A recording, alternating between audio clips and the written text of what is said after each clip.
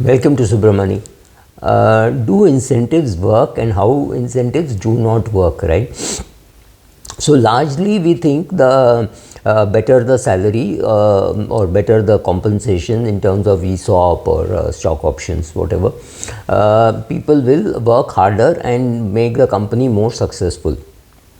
Intuitively this is true, but there is some research which Morgan Housel has quoted in one article, which he has quoted that research from Wall Street Journal article, where it says if you had let me just read it as it is, that if you had invested $100 in one company, in companies with the best paid executives, it would have gone to $260 in 10 years, and if you had invested in the worst paid executives, it would have gone to $365. So this is over a 10-year period. I do not know the dates, starting dates and end dates, which brings us to a question as to how do incentives work, and do hidden incentives work, or do open incentives work? For example, if I take over as chairman of a big group, of course I'll get a great salary, that's not an issue. Let's say I get a 10 crore salary, my requirements annually may be 10 lakhs, but I get a 10 crore salary and largely that salary is linked to my ESOP or some shares which I have got of the holding company or things like that, and the bonus, everything put together, maybe about 30 crores or 20-30 crores because of the options that I have got. Now there are two things I can do. I have a big group, like say a Berkshire Hathaway, so a range of companies. I can call all the companies CEOs and say, I want you to do this, and I really don't have great inputs to give to each one of them, so I'm going to say, just carry on in your business, do a good job, and then a team looks at the numbers on a quarterly basis or a monthly basis or annual, whatever, depends on the frequency which one wants as a chairman. And then just sits back and I mean, if you have many companies, you have 40 companies, then every day you're reviewing one, and even then you will find a month short, right?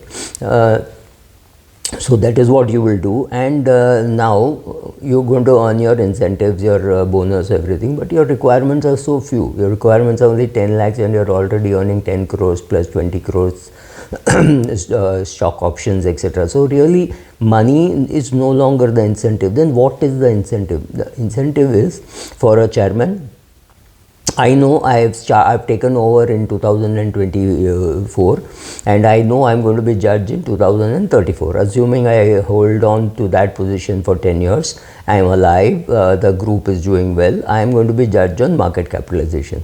So what is the great incentive for me? The great incentive for me, because I must have become a chairman at the age of 60 and I'm going to die at the age of 70, right? I'm assuming I'm going to quit at the age of 70 or die at the age of 70, whatever. Now, the incentive for me is no longer money, it's no longer stock options. Maybe my children are well settled and they don't need this money. Of course, money is always welcome, but I'm just assuming money has ceased to be an incentive. Then what happens? And then it is market cap, which is the indicator of saying whether I have been successful. So the day I took over, the market cap was 100, and the day I quit, I was resigning. I turned 70, and I was told I can no longer be the chairman or whatever.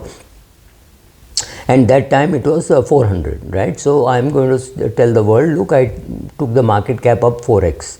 That bragging rights for the rest of my life or for posterity is perhaps a bigger incentive. So then what do? I try to reduce the starting point.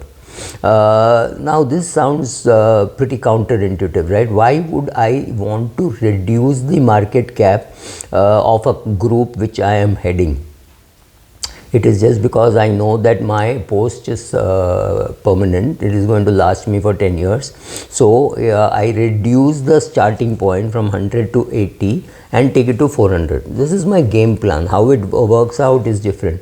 So if you are an investor in that group when the market cap was 100, you first see the fall to 80. Now if you didn't know why it was working like that, if you had no information, if you had no ability to guess, or did not know the personality, did not know what were the changes which were being made, and the market itself was weak, you would believe, oh, it's just natural forces. But if you knew the incentives and how incentives work, chances are you would have said, okay, let me participate first in the downside and then I will participate in the upside. These things do happen. And then the concentration of the chairman or the CEO is totally on building the market cap of the company. The focus completely shifts from doing what is right for the customer and what is right for the shareholder. For example, Lehman Brothers was very clear that it has to build shareholder value. Why was this? Because the top employees were all compensated very heavily with ESOPs, right? So that was their main compensation. Of course, there was a salary; they were all very well paid, but the main compensation was ESOP. And I think I've heard the chairman say, or I've read the chairman say, my job here is to create shareholder value. Now, if your concentration shifts from helping the customer to creating shareholder value, right, then there is a problem. Your incentivized wrong, right? Your main thing should be to create good value for the customer. So whether it is Jeff Bezos or Mark Zuckerberg or Bill Gates or anybody, of course they all had huge incentives in the market cap of the company going up, but I think they concentrated on the client much more than they concentrated on their market cap. So similarly, if you are the owner of a company, you don't have to concentrate on the market cap if you believe that when you start delivering shareholder value and you keep delivering value, market cap will go up.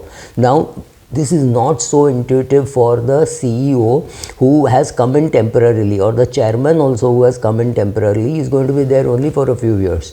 So when Berkshire Hathaway, Warren Buffett, or Mukesh Ambani, or even Deepak Parekh, who thought like an owner, even though he was an employee, he was really like an employee owner, right? So when these people run the company, their incentive is not the ESOP, their incentive is not the market capitalization. Of course, market capitalization feels good, looks good, everything on the CV of a Mukesh Ambani or on the CV of a Warren Buffett also. But when you're very clear that you have to keep increasing shareholder value by improving customer service. It's not that to say that the Tata Group is the greatest in customer service, or HDFC Group is the greatest in customer service, or Berkshire Hathaway's client companies are greatest in customer service, but the CEO and the chairman's job is to be very clear that you have to keep adding value to your customer, who will keep buying your product, who will repeat the products, and therefore the market capitalization will go up in the long run. Now, the long run increasing in market cap is very different from short term increasing in market cap, right? So these are some of the things that one has to worry about. One looks at incentives and say, how does incentive work? If you don't understand what is the incentive for the person who is there, who is running the company, again, there could be a conflict between what the chairman wants the company to do and what the CEO of the company wants to do, right? If the CEO of the company thinks like an owner and he wants to improve customer service and invest in research and R&D, etc., knowing that the benefits of this could come after 12-15 years, and he didn't bother about that because he would have anyway, he would have retired, but he still knew he had to add value there, and the chairman wanted the value add to happen now, so that next 2-3 years the market cap goes up. There could be a conflict, and these conflicts come out in the open more in terms of gossip rather than in terms of numbers. So understanding how incentives work, in fact Charlie Munger says if you know how the incentive is, then that's the only thing to see. You don't have to see anything else. This is like you see this in banks, right? The bank RM will sell you the product which makes maximum money for him, need not make the maximum money for the bank, right? So he will come, he will find out what suits him the best, and that is the product which he'll pitch, which is clearly market incentive oriented, right? So every organization does that. So now when you look at a company, see whether the chairman's incentives and the shareholders incentives and the CEO's incentives are in line.